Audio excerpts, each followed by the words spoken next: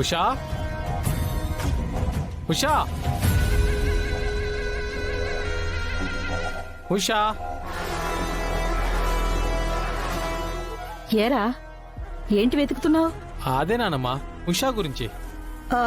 ఉషా ఇంట్లో లేదుగా. లేదా? ఎక్కడికి వెళ్ళింది నానమ్మా?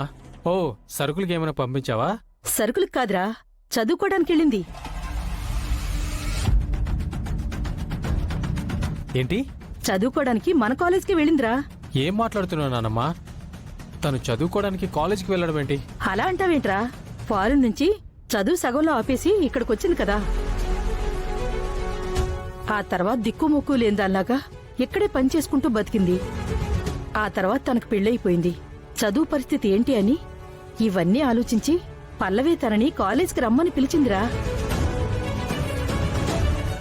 పల్లవి వదిన కాలేజీకి రమ్మందా? అవునరా. పల్లవి ఎప్పుడు పాపం ఇంట్లో అందరి గురించి ఆలోచిస్తూ ఉంటుంది కదరా. అలాగే ఆగిపోయిన తన చదువు గురించి కూడా ఆలోచించిందిరా. తన చదువు గురించి ఆలోచించిందా? లేకపోతే అందరూ కాలేజీకి వెళ్ళిపోతారు, దాన్ని టార్చర్ పెట్టాలని మమ్మీ మేమందరం మాట్లాడుకున్నది కూడా విన్నదా? ఉషా అండి. ఉషా పేరు కూడా నీలాగే అందంగా ఉంది. ఏంటి మా కాలేజీకి వచ్చావు? రేయ్, ఎందుకొస్తే ఏంట్రా? నువ్వు ఆగరా. నీ ఫోన్ నెంబర్ చెప్పు. ఇంతకీ ఎక్కడుంటావు నువ్వు? ఏంటి అలా చూస్తున్నావు? మా కాలేజీకి ఎవరైనా అమ్మాయి వస్తే తన ఫోన్ నెంబర్ చెప్పాలి, అడ్రస్ చెప్పాలి, బ్యాక్గ్రౌండ్ ఏంటో చెప్పాలి. సీనియర్లం, మేమేం చెప్తే అది వినాలి. అవును, వాళ్ళు పిలిస్తే సినిమాకి వెళ్ళాలి, పార్క్ కి వెళ్ళాలి.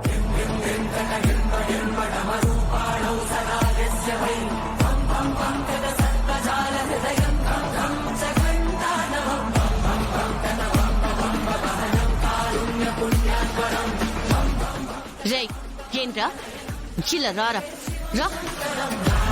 ఏంటి ర్యాగింగా? అబ్బే, ర్యాగింగ్ ఏంటి పల్లవి? మన కాలేజీలో అదేం. నువ్వేంటి ఇక్కడ? తిను కాలేజ్కి వచ్చిందేంటోదనా? తన ఎడ్యుకేషన్ ని మధ్యలో వదిలేసింది కదా చంటి. మన కాలేజ్ లో జాయిన్ చేస్తే కంటిన్యూ చేస్తుందని నేనే పిలిపించాను. అవునా, వెరీ గుడ్. కానీ అత్తయ్య గారు ఇప్పుడు కాలేజ్ లో సీట్ ఇవ్వడం కుదరదని చెప్పారు చంటి. అదేంటి? కాలేజ్ మందే కదా. మనదే కానీ రూల్స్ అంటూ ఉంటాయి కదా అని అంటున్నారు. అయినా తనని ఇక్కడే కాలేజ్ లో జాయిన్ చేయాలి. చంటి, నువ్వు కొంచెం నాకు సపోర్ట్ చేయాలి. ఏం మాట్లాడుతున్నావు వదినా? సపోర్ట్ చేయమని నువ్వు నన్ను అడగాల. ఆర్డర్ వేయి, నువ్వేం చేయాలో చెప్పు, చేస్తాను. సరే అయితే పద రా.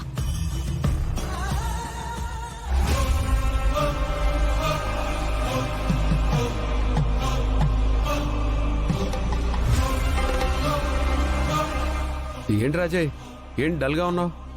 ఏమి లేదురా. సరే గాని మొన్న పెళ్లి చూపులు అన్నావేమైంది? ఏం చెప్పమంటావురా? పెళ్లి చేసుకుంటే మా వాళ్ళకి ఆఖరి చూపులు అవుతాయని భయం వేసింది. అదేంట్రా అలా అంటున్నావు? ఆ అమ్మాయిని పెళ్లి చేసుకుంటే ఫస్ట్ కుక్కర్ కొనాలంట, ఆ తర్వాత బ్లూ కలర్ డ్రమ్ కొనాలంట. బ్లూ కలర్ డ్రమ్ కొనడం దేనికిరా? ఈ మధ్య పెళ్లి చేసుకుని భార్యలు భర్తలను చంపేసి అలాంటి డ్రమ్ముల్లోనే కప్పెట్టేస్తున్నారు కదరా. అంతటితో ఆగట్లేదురా, పెళ్లికి ముందే తనకి బర్త్డే గిఫ్ట్ ఇవ్వాలంట, ఎత్తైన కొండ దగ్గరికి తీసుకెళ్లి ఇవ్వాలంట. ఈ న్యూస్ ఏదో మొన్న విన్నట్టుందిరా. ఆ దెబ్బకి భయపడే పరిగెత్తుకుంటూ వచ్చేసా.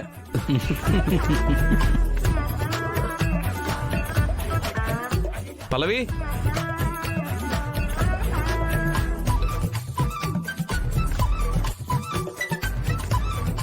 ఉషా, నువ్వేంటి కాలేజ్కి వచ్చావు?